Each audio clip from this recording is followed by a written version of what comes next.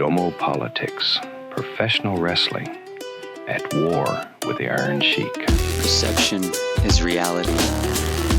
Perspective shapes the world around you. I'm JJ Weinberg, and this is my perspective. Greetings and salutations. My name is JJ Weinberg. I'm an artist, an activist, an alchemist. I am a magician. I am a musician, and I am none of these things. Reminder, your frames matter. I want to first start by thanking the underwriters for this program, Foga, Barnes, and Denny. Thank everybody at WVLP. Tune in. There's a lot of dynamic conversations and music and everything happening on this station. Always tune in on Saturdays at noon for the new episode of Perspective. If you miss it, jjweinberg.com. You can find everything on Perspective there. You can find some of my writing and, of course, some of my artwork there. Anyway, we're in states of conflict. Last week, I talked about Domopolitics, a word that I coined last week, Domopolitics. We'll go over it again real quick. First part of the definition, the governance and ordering of the smallest sphere of human life, the politics of self, the household, and immediate relationships. Second part of the definition would be like the study or practice of personal sovereignty, self-discipline, and a moral responsibility within, the quote unquote house of one's own body, mind, and home, your temple. And a third definition would be a philosophical framework, proposing that stable societies and ethical geopolitical leadership must originate in the successful governance of the individual self and even domestic life. Think about how many problems you have in your home. First, in the home that is your body. Are you really sovereign? Then in the home that you live in, your domicile, Domopolitics. And then in the home that is your community or your family. Look at your family. Look at the interfamilial relationships or other relationships you have, friendships. Are we really sovereign? And have we solved these problems? Right? So if we haven't solved these problems in ourselves, and then we look out inside of our home, how are we going to solve those problems in our home if we can't solve it in ourselves? So then you look out into your family. If you can't solve it in your family, how are you going to solve it in your community? How are you going to solve it in your state? How are you going to solve it in the United States? And now we're going to go and solve it geopolitically? I'm just saying we got to go backwards and get to the self. So the etymology of this word, Domopolitics, would come from Greek domos, meaning house or dwelling, combined with politics, of course, the Greek polis, meaning city or state. And the term describes the foundational layer of governance preceding civic or geopolitical authority. So, last week we coined it here on the Perspective, the idea of describing the principle that before individuals or nations attempt to solve geopolitical conflicts, they must first achieve order, discipline, and moral coherence. Try and say moral coherence 3 times fast. Bet you can't do it. Within the smallest territory that you can govern, which is yourself. Moral coherence of self. Before we attempt to solve geopolitics, we should probably solve domopolitics. And if a person can't govern their own mind, habits, and household, why should we trust them to govern the world?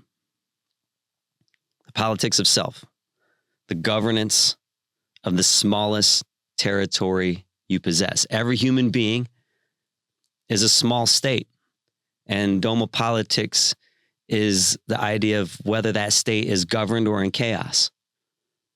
The politics of the household and the self, it's micro-sovereignty. Each person is their own sovereign territory. So we started last week. We talked about Iran, Iraq, Hulk Hogan, the Iron Sheik.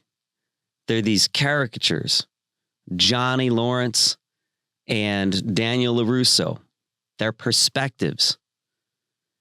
And so the idea that I want to continue with today, and we're just going to continue to unpack, is about the interior governance of your perspective.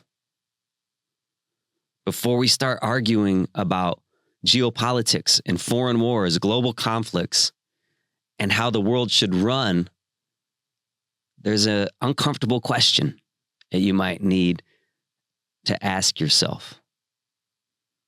Can we govern ourselves? I'm not talking about can we govern the United States. I'm saying before you start slinging mud and throwing things at your neighbor or even at a politician, whether it's, Joe Biden or Donald Trump, I don't care who it is. Before you start slinging mud, can you govern yourself? What's your house look like? What's your family relationships look like? What does your community look like? And even before that, what does yourself look like? What do you look like? Just look around, though. Many of the loudest voices telling us how to solve the world's problems can't solve the problems inside their own homes. They can't solve conflicts in their own relationships. And I'm not saying I can. This is something I'm working on. And that's what I'm saying. That's where the work is to me. The work to me is inside. I need to solve my own relationships. I need to solve my own conflicts or challenges with my community and with my city and all of these different things. But we've got people who can't solve the conflicts inside of their own minds telling us what we should do. And the consequences are high. The stakes are high. Bombing is a pretty big equation to solve. And many people can't even solve the conflict with their own waistline. Right? And I don't say that as an insult. I'm saying it as a mirror. If a person can't control their own appetite, and an appetite isn't just for food, it's for power, money, sex, whatever it might be. If you can't control your own temper, your own impulses, your own bitterness, why should we assume they can control the fate of nations? And not nations, but humanity. I wrote a song in early 2000 called No Nations, an ode to Howard Beale. And it's the idea that really there are no nations left anymore. It's one world consumer population. I won't go into the song now, but maybe we'll play it later at a different time in a different show. But if you can't govern the smallest territory you possess, which is your own body and your own mind, why should we trust you to govern the world? And we have that at the height of leadership. And we have it at the height of leadership, not just in the country, but again, in organizations. And always as a personal trainer, I was always like, well, I need to be the thing that I'm trying to show people that they can become. And so what I'm getting at here is some notion of sovereignty and the roots showing the fruit. As within, so without. As above, so below. So every human being is a tiny sovereign state. You're like a little country walking around on two legs. And if that country is in chaos, if it can't manage its own borders, its own discipline, its own moral compass, then the last thing that country should be doing is lecturing the rest of the planet about geopolitics, Domopolitics. Here we are. You are your own home, walking around your own country. So this is the idea I want to continue to explore here. What happens when a nation that can't solve its own domestic conflicts tries to solve the conflicts of the rest of the world? And again, I'm not even talking about the U.S. I'm talking about you. How do you try and continue to solve? And this is what I'm doing here, right? I'm talking. You could, if you were to bring it right back on, well, what do you think you're doing here trying to solve it? Well, one thing I'm saying is, again, I don't know. I'm saying I do have these issues. When do you hear that from leadership?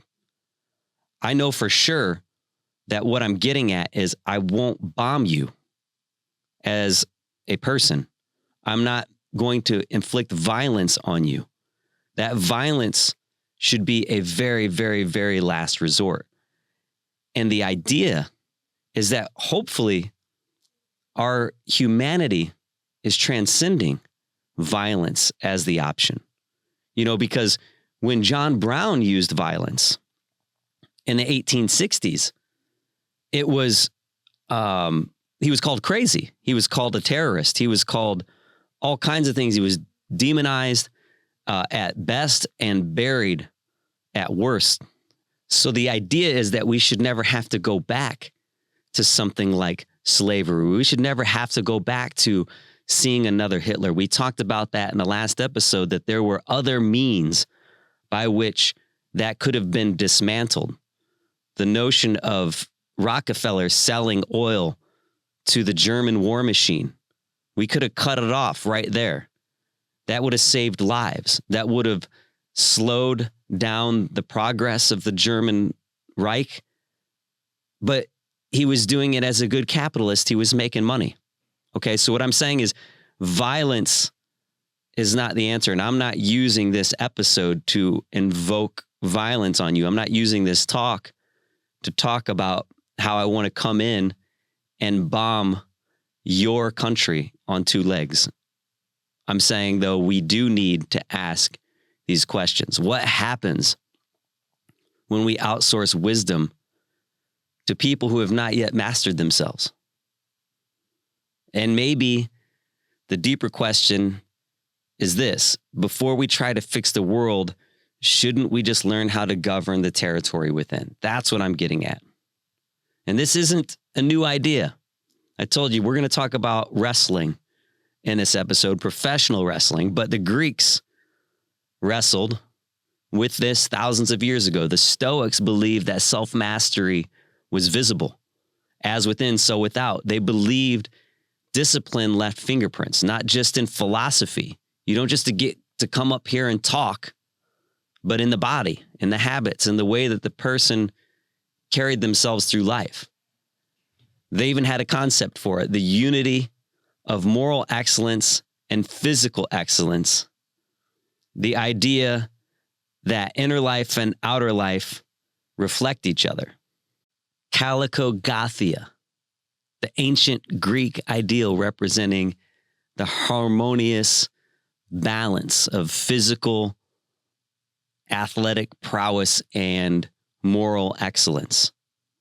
Last week, I talked about Gandhi saying he was all of these religions or he was none of these religions, just like the way I start every episode of Perspective.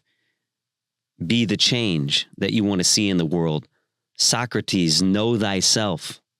Jesus, first remove the beam from your own eye. Remove the plank from your own eye before you point out the speck of sawdust in your brother's eye. I'm not saying that you have to be carved out of marble like a Greek statue to have an opinion. But I am saying this: if you're going to sit at the highest tables of power, if you're going to make decisions that affect not just millions of people, but humanity itself, if you're going to shape the future of the human species, then yes, I want to see some evidence of self-control in your life. Because if a person can't control their McDonald's appetites, their Twitter impulses, their truthy impulses, whatever it might be, their habits, their own body, then how do I know they won't lose control somewhere else, that they haven't lost control? And power intoxicates people. Just look at Frodo in the ring. Power corrupts, and absolute power corrupts absolutely. Money intoxicates people. Ideology 100% intoxicates people. And it's just a question of perspective. Whose ideology? Mine or yours? Who's the terrorist, me or you? And if someone struggles with self-discipline in the most basic areas of life, all I'm asking is why we should trust them when the stakes become enormous. It's not about vanity. It's about evidence. Evidence that a person can govern themselves before they attempt to govern the world. Domopolitics. And I said, perspective. Who is the terrorist? Whose ideology? And this is where I want to get this straight, because we have all kinds of labels. Labels just, again, why I say at the beginning of the show, I am all of these things, I'm none of these things, because the frames can catch us. But people can just say they're anything, right? So we have people who don't practice the basic tenets of their own religion. Just because you say you're a Christian doesn't mean that you're following the principles. Just because you say that you're a Muslim doesn't mean you're following the principles of light and love in these religions. And so we have unprincipled leaders fighting unprincipled leaders in the name and caricatures of these religions. We have people who don't practice the beautiful and supreme values of love in a religion, fighting another set of people who don't practice the values of love and light in another religion, and yet we're going to war over ideologies. This is a problem for me. When we talk about perspective, we have people espousing religion, whether they're an extremist on, the Muslim side, an Islamic extremist, or you're a fundamentalist Christian. Fundamentalist Christianity perpetuated slavery. My painting of Frederick Douglass is called The Climax of All Misnomers. And it's from a speech where Frederick Douglass says, I love the Christianity of the Christ. Therefore, I must despise the cradle robbing, women whipping, slave holding Christianity of the land. It is the grossest of all libels and the climax of all misnomers. That moves beyond slavery into Jim Crow and just people on the streets spitting on Ruby Bridges. That moves into the KKK, lynching and firebombing people with a cross, a fire-burning cross that's saying, I'm a Christian. We don't believe those are Christian values. There's nothing Christian. There's nothing in the love of Christ saying to love your neighbor. If you get slapped, turn the other cheek. Nothing about that is Christian. But yet here we are bombing. That's what I'm having exception with, is how it relates. And I don't know the geopolitics, but I know the domopolitics, and that's what I'm getting at. I know the domopolitics, and I know that what I'm seeing around the world and what I see in people is that their house is divided. So this isn't a religious war at the principled level. That's absurdity. When you strip away the slogans, what you often find isn't faith versus faith. It's hypocrisy versus hypocrisy. It's ideology versus ideology, and misinformed ideology nonetheless. On one side, you have people invoking God, scripture, righteousness. On the other side, you have people invoking God, scripture, and righteousness. It's like two football teams praying to God that they win. Did you pray harder when you won? I don't know. I don't know what that means. But in the middle of this situation, we have violence, domination, power struggles. Nothing that looks like the teachings that either side is claiming to represent. Christianity speaks of loving your enemy. Islam speaks of mercy and compassion. And yet throughout history, we've watched people who don't practice those values march under the banners of the religion. That's the problem. It's not the religion. It's unprincipled people using religion as a costume. As I said before, Frederick Douglass saw this in his own time. John Brown saw it and called it out. He called out the hypocrisy. If you really want to see this at the highest level of fire, look at David Walker's appeal. He talked about it specifically. the hypocrisy of that type of Christianity, selling children into slavery. They said the word Christian, they didn't practice the principles. The founding daddies didn't practice the principles of Christianity. So when people who don't practice the principles take power, they fight each other in the names of ideals that they themselves are ignoring.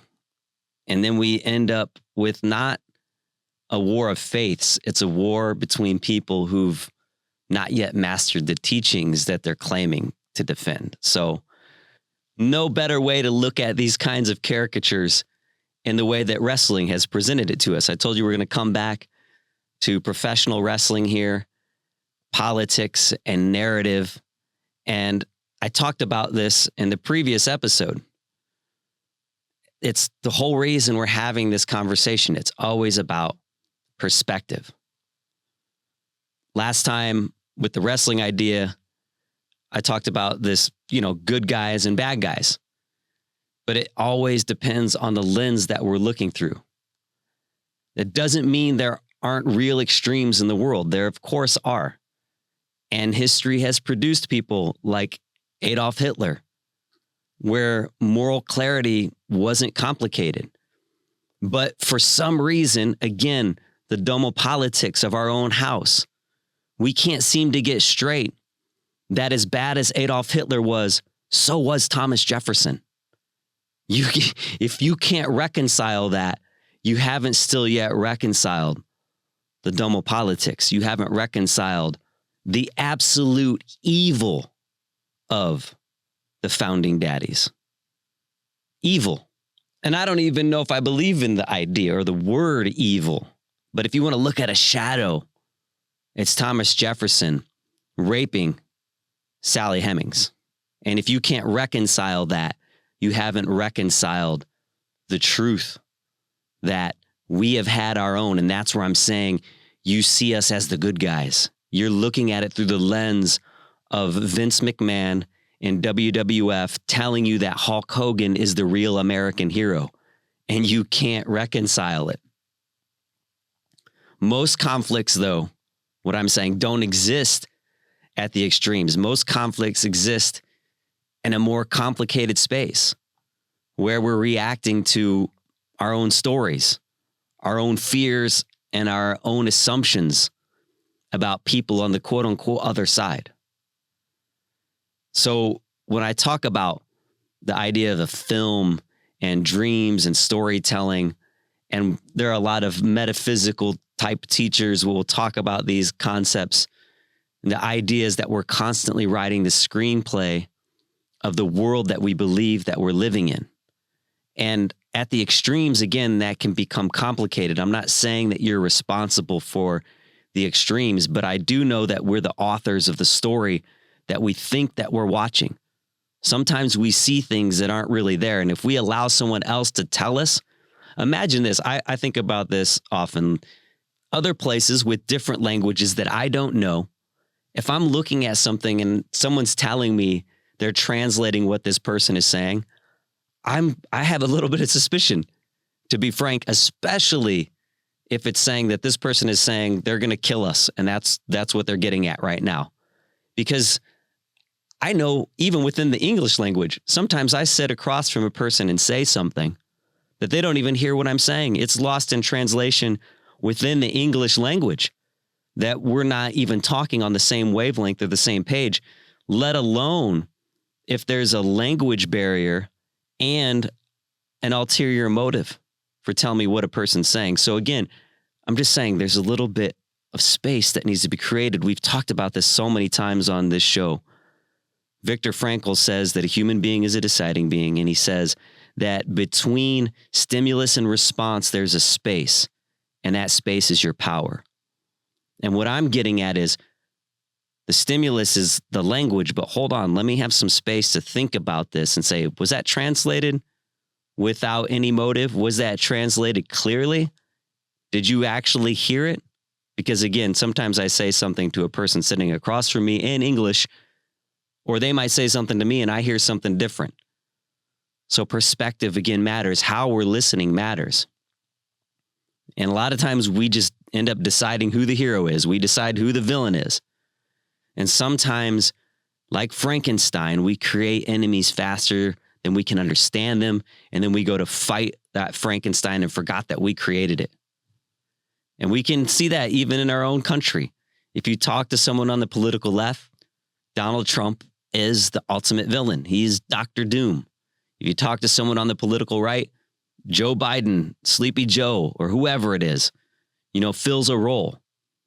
And we've constructed these enormous caricatures of people overseas and throughout the world. But political figures, wherever they're at, whatever you think of them, they can't define the identity of millions of people.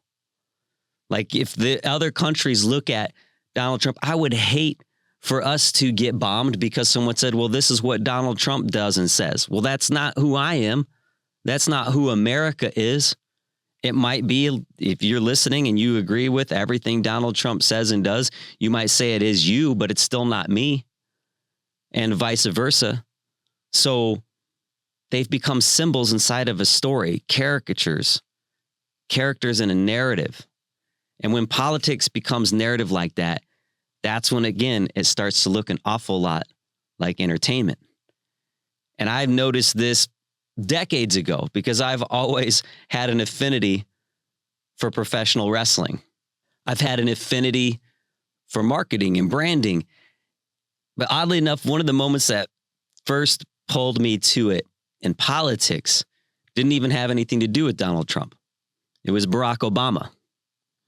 I want to be super clear too. Like, I actually admire a lot about Obama. I admire his demeanor. I admire the way he articulates himself and his ideas. He carries himself with poise. He is what we would call, I think, presidential, calm and intellectual tone. It's refreshing to even reflect back on it. Even if you look at the discourse between Obama and McCain, for instance, you have disagreement, but it's respectful. Now we just live in this political noise. But something that caught my attention during that time was the branding. I remember I started seeing Obama merchandise everywhere. Beanie caps, shirts. Like this kid, I saw him wearing an Obama beanie cap in the library. He was probably 13 years old, not old enough to vote, So it's kind of like, wait, what? And I get it. I understand. Of course, the representation part of everything is huge. But when I walk in one day to 7-Eleven and I see this thing, I see the slushy machine, and next to it with these cups, they have Obama's face on it. And it's like refills for $1.99 with Obama there as part of the branding, as part of the sales. And I just remember standing there thinking, this is really strange. I know that presidents, as political figures, they've always had the buttons and, some slogans. And I remember even collecting the Desert Storm baseball card things back in the 90s. But like, this was different. I never really saw the presidency itself like it was a brand, like a product. And that's what I was seeing. This is a product. And it reminded me of professional wrestling, the way shirts are sold, the way marks are made, and then we get a market for the marks. And there's this character that we're selling. And I didn't see like that Obama himself was the problem. Of course, I just noticed that there was this cultural shift around that time. And it felt already like we were moving into an era where politics and spectacle were beginning to merge. Like I did a digital illustration painting. I put it on canvas, but it had Obama at the top in the center. And then on the left-hand side, I had this portrait of Frederick Douglass. It's funny because this was right around 2008. And this was one of the first illustrations that I ever done of Frederick Douglass. He's on the left side. On the right side is an image of W.E.B. Du Bois. And again, on this actual image from 2008, I have a baseball hat with the Obama logo on it, the Hope logo. And on the right, I have the little button that says refills $1.99. And in the reflecting pool, so it's all of it is staged in front of the Lincoln Memorial. And as you come down into the reflecting pool, the columns of the Lincoln Memorial make up the kind of the stripes of the flag, but then they're all tattered.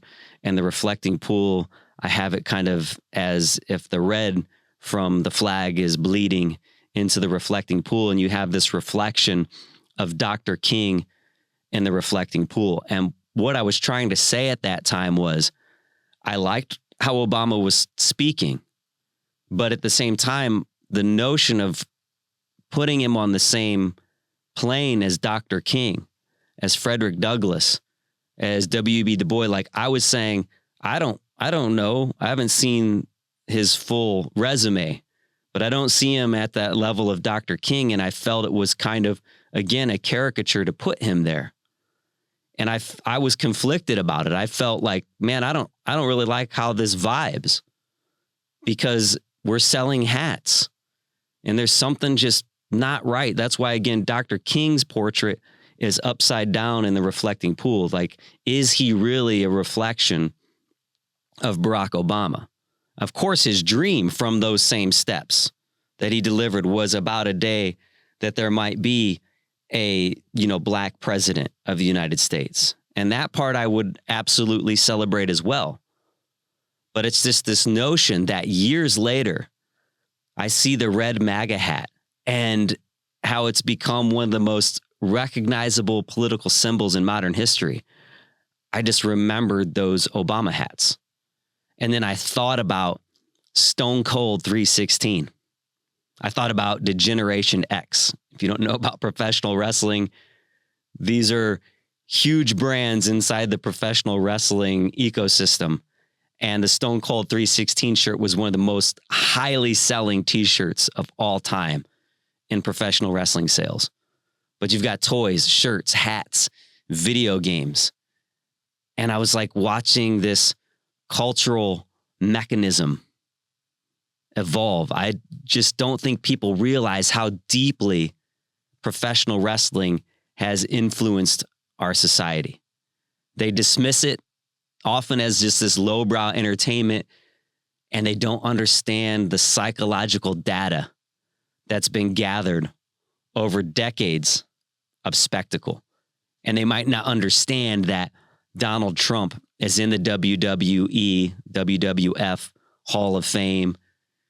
Linda McMahon has been huge in Donald Trump's political sphere. That's Vince McMahon's wife.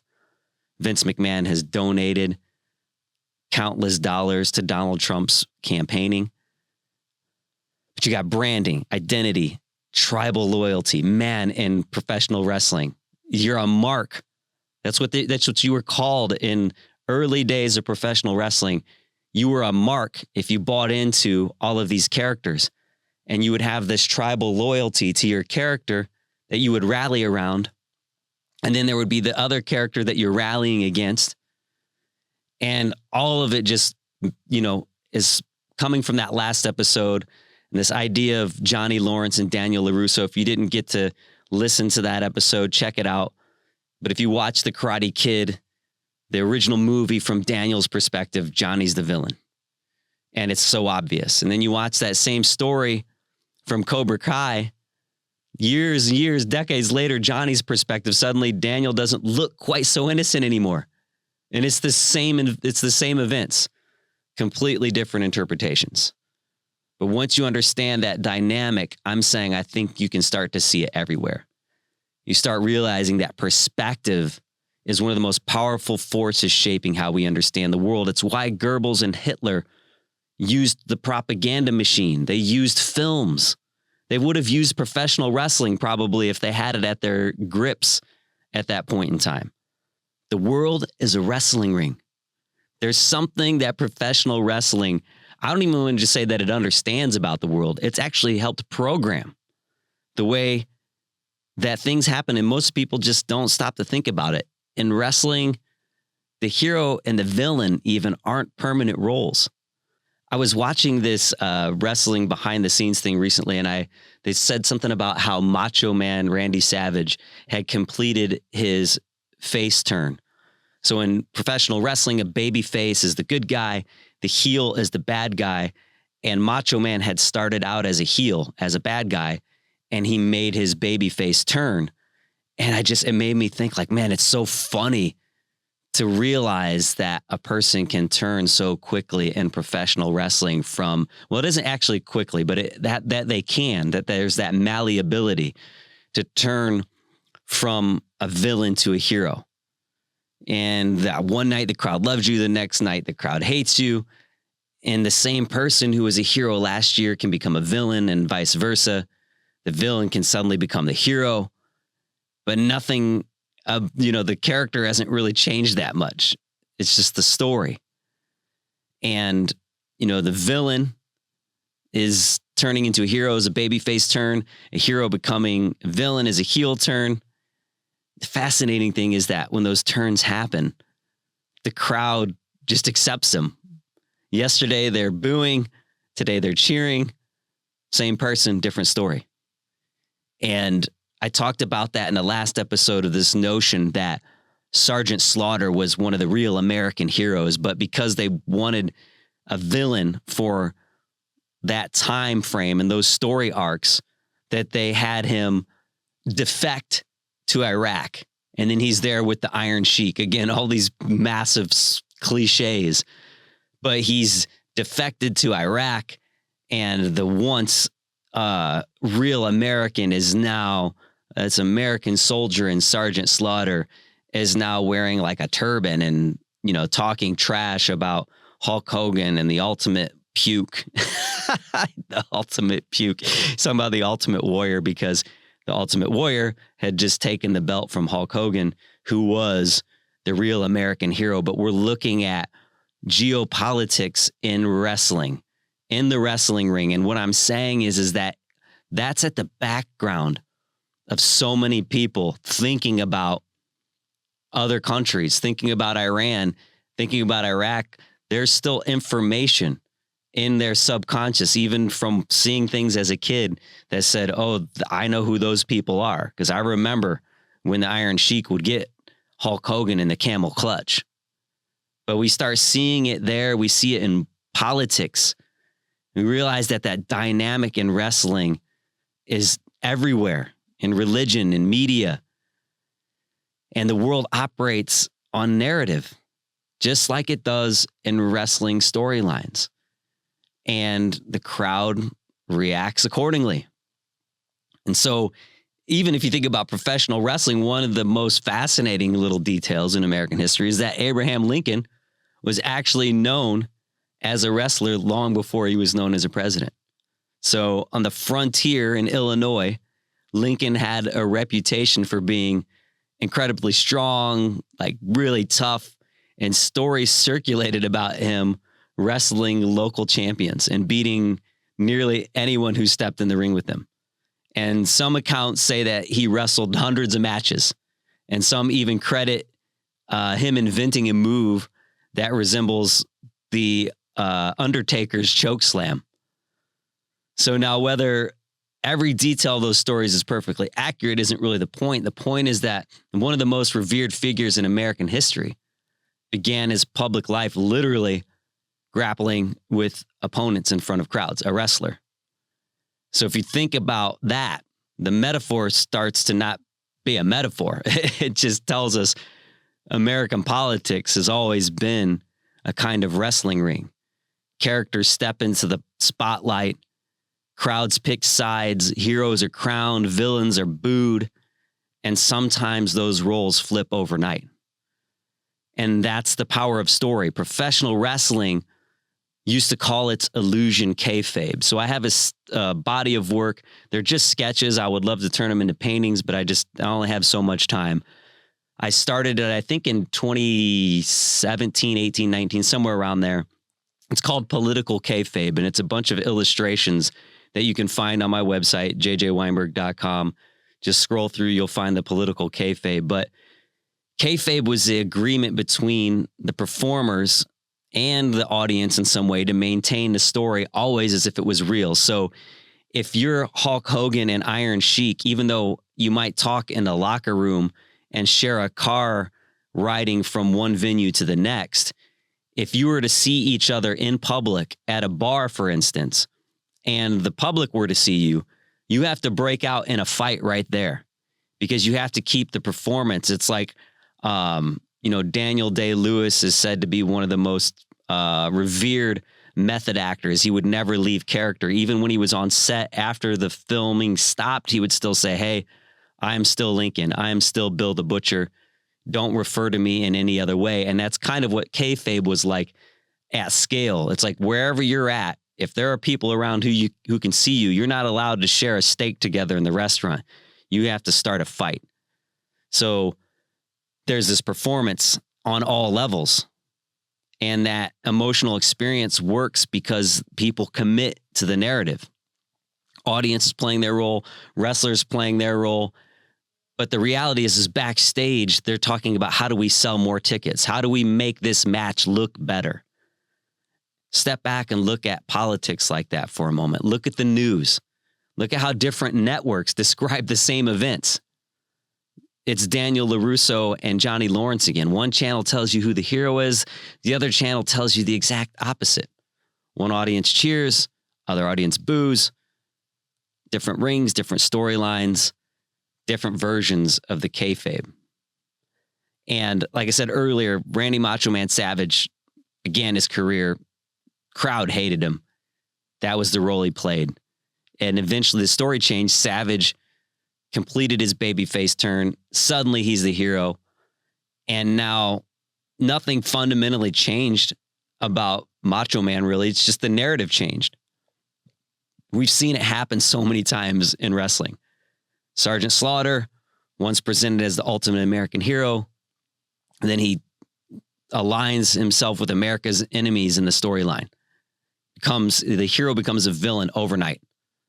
Iron Sheik, like I said, presented as one of the greatest villains in wrestling history, but behind the scenes, many of the wrestlers who knew him personally described him as one of the kindest people in the locker room.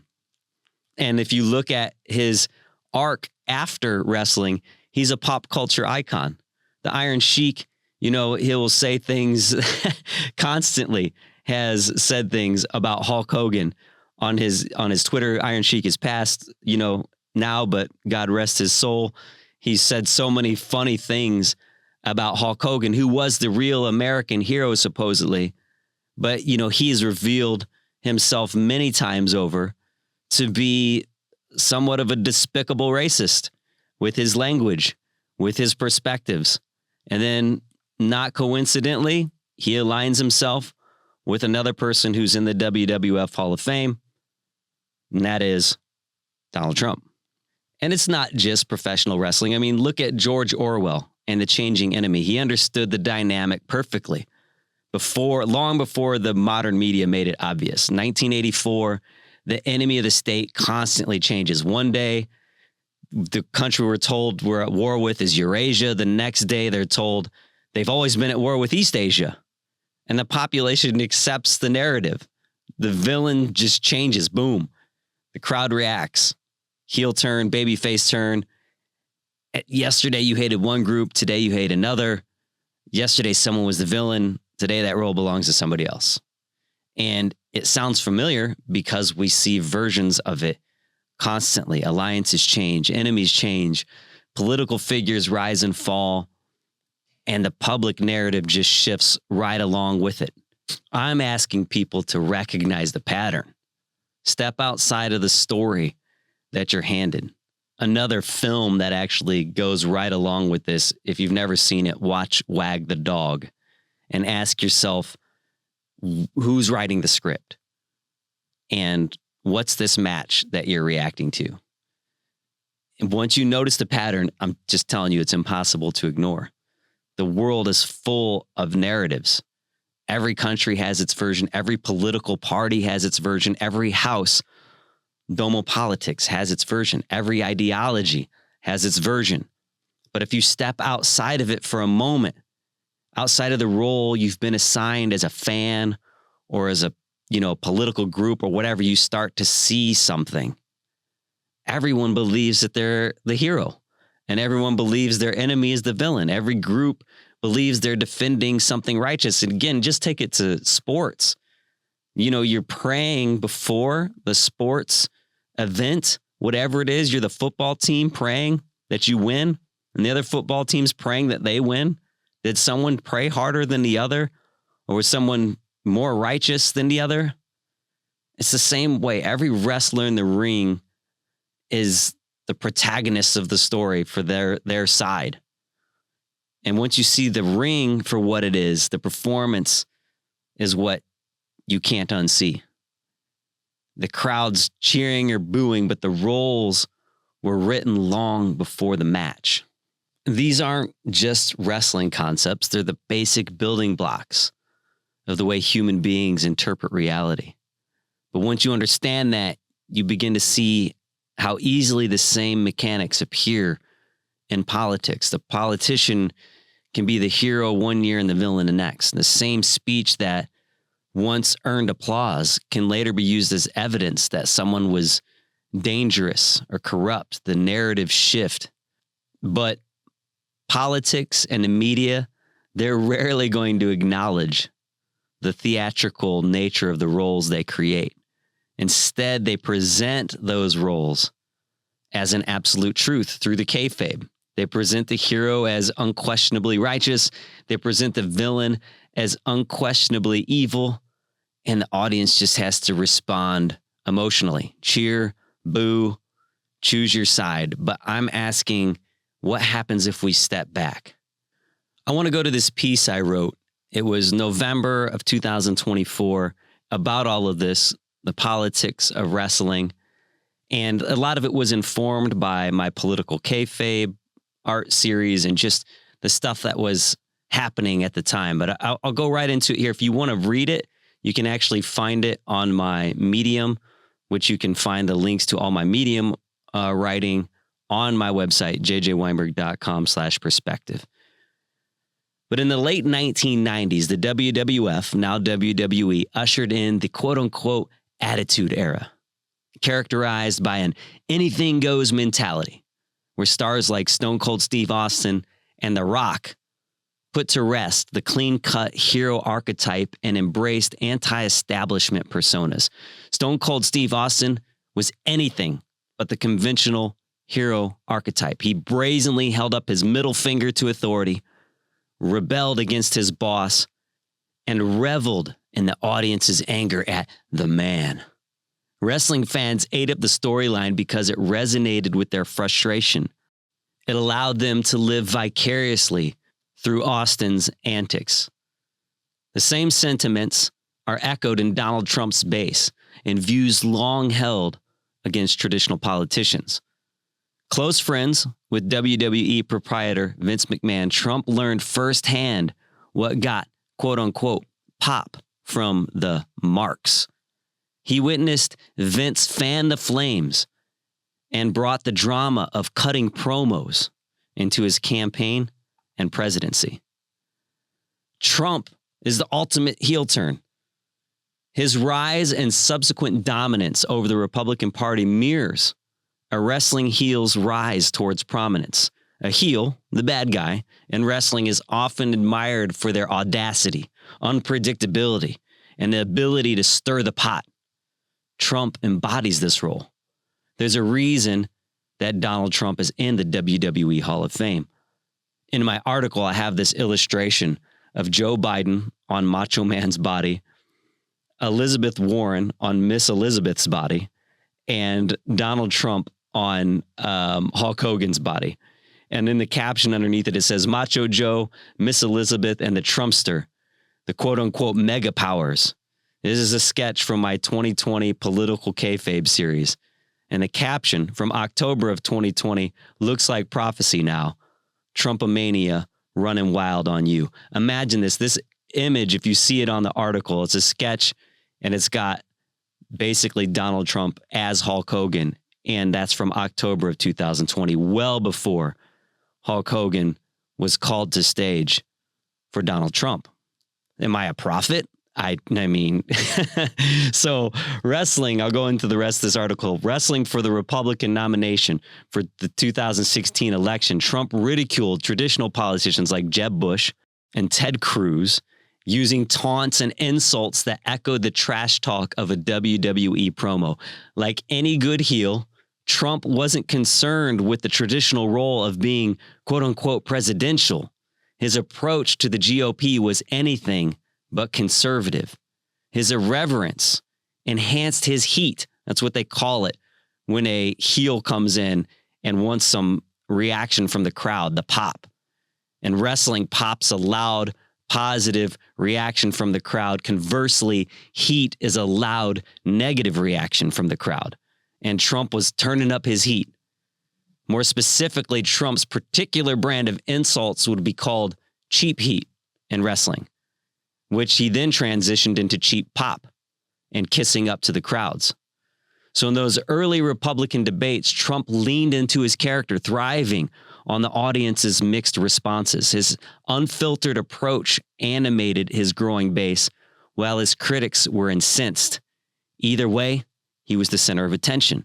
And Oscar Wilde said once, "There's only one thing in life worse than being talked about, and that's not being talked about." So why the right was unprepared is because they were ignoring wrestling's influence.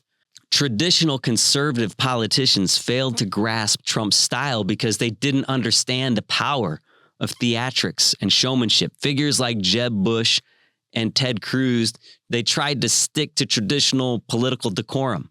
Trump bulldozed them with an approach that borrowed heavily from the world of pro wrestling, where projecting dominance, staying in character, and speaking in memorable sound bites with a predictable cadence is essential. I have to say this again, it isn't merely an analogy. Trump has been intimately involved in the WWE, is inducted into its Hall of Fame, and shares a long-standing relationship with Vince McMahon. The connection is deep. Linda McMahon, Vince's wife, served in Trump's cabinet and is a persistent player in his political circle. Linda was recently named as Trump's pick for Secretary of Education, as we all know now. In 2024 alone, she contributed $10 million to the Make America Great Again, Inc., a political action committee committed to Trump's reelection. It's no wonder that Trump's campaign rallies, they feel like WWE events, complete with chants, signs in the audience, and theatrical confrontations with the protesters and the press. That "you're fired" slogan of Trump's is falsely attributed to him. He actually lifted the inflection of the catchphrase from Vince McMahon. And the left's missed opportunity is also in dismissing wrestling as just lowbrow. The left will continue to miss the boat by dismissing pro wrestling culture and all those who follow it. The intellectual elite often dismiss wrestling as lowbrow, but ignoring it, they overlook its impact on millions of Americans who grew up with these narratives. That Iron Sheik and Hulk Hogan. In 2016, they missed how deeply entrenched the dynamics of wrestling are and how easily they could be utilized for pop culture propaganda, especially in the age of social media. This dismissal is what allowed Trump to seize a cultural language that the left didn't even bother to engage with.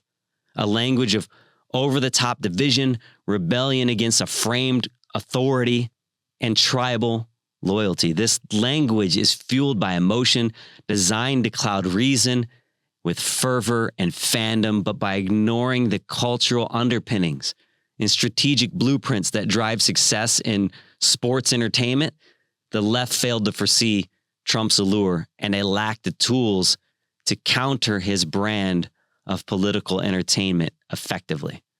So the attitude era of politics, Trump's impact has ushered in the attitude era of American politics, a time when conventional decorum is downplayed and politicians are expected to entertain and provoke just as much as they are expected to lead. In an era dominated by rapid news cycles and the dopamine-driven dynamics of social media, politicians can no longer afford to adhere to the traditional mold of polished statesmanship. The future belongs to movie stars, social media influencers, and pro wrestlers. And the rise of figures like Trump and others who adopt an unapologetically brash style underscores the demand for spectacle that has permeated even the highest office. Idiocracy has become the prophecy, and the presidency is merely clickbait. In the article here, you get to this point where you see Pete Buttigieg in a headlock from Bernie Sanders, the Vermont screw job, also from October 2020, political kayfabe series. It all happened on a Super Tuesday when the Heartbreak Kid, Pete Buttigieg, went off script and turned heel on Burn the Hitman Sanders. And next to it, you have an illustration of Barack Obama. If you smell what Barack is cooking. Even wrestling goes off script. The fourth wall can crumble. A legendary pro wrestler, promoter, Eric Bischoff, emphasized in his TED Talk, and there's a video you can find of this online, that controlling the narrative by triggering emotional fight or flight responses is a powerful strategy. And not just for selling tickets and merchandise, but for driving voters to the polls on Super Tuesday. Wrestling promoters like Vince understood how to keep audiences hooked by blurring lines between reality and performance, creating an illusion of authenticity, even within staged events. Trump brought this same energy to politics, challenging the distinction between performance and sincerity. His audiences often felt they're seeing the real Trump, even when he's playing for the crowd like cheap heat. This blend of authenticity and performance makes him almost untouchable by traditional fact-checking and criticism, but it's all part of the show. Overlooking the profound influence of professional wrestling on American culture, politicians and pundits misjudge the depth of Trump's appeal. His style wasn't an anomaly. It was an evolution of a deeply ingrained cultural phenomenon where the audience revels in the spectacle of a troll bully on the world stage, and loyalty is rewarded above all. Wrestling offers this loyalty to characters who are unapologetically themselves. And Trump's base sees him in that same light. Another sketch from the 2020, I have actually Hulk Hogan this time at the debates. And this is 2020, the Trumpster from my political kayfabe series. Again, you can see it on the website, jjweinberg.com. So some additional points. The power of storytelling. Wrestling thrives on clear archetypal narratives, and Trump's rhetoric taps into that same simplicity. Good guys versus bad guys, us versus them. That's what we're talking about. That's why I'm bringing this wrestling thing into the world stage. Theatrics and loyalty. Stone Cold was loved for challenging his boss and taking a stand, even though everyone knew it was part of the show. And it was bringing in stacks of cash for Vince. So we see that in the role of anti-heroes in politics, a character who just doesn't conform to the classic good guy mold. And understanding Trump's tactics through the lens of wrestling, specifically the Attitude Era, gives insight to why he was so disruptive and why conventional politicians on both sides of the aisle failed to stop his rise. Trump's decades-long relationship with wrestling, tabloid media, and mentorship from figures like Roy Cohn, Roger Stone, and Vince McMahon shaped his ability to craft and amplify a larger-than-life persona. My question now is, does Trump have his Domopolitics in order? When we're looking at this on the world stage, it's bigger than professional wrestling. We can't afford to just buy the t-shirts anymore. I don't care if it's Barack Obama or if it's Donald Trump. We can't afford to go into the cliches. We can't just look at an enemy and say, this is the Iron Sheik. We have to say, we know Hussein Vaziri is behind this character. Domopolitics, professional wrestling at war with the Iron Sheik. Perception is reality. Perspective shapes the world around you. I'm JJ Weinberg, and this is my perspective.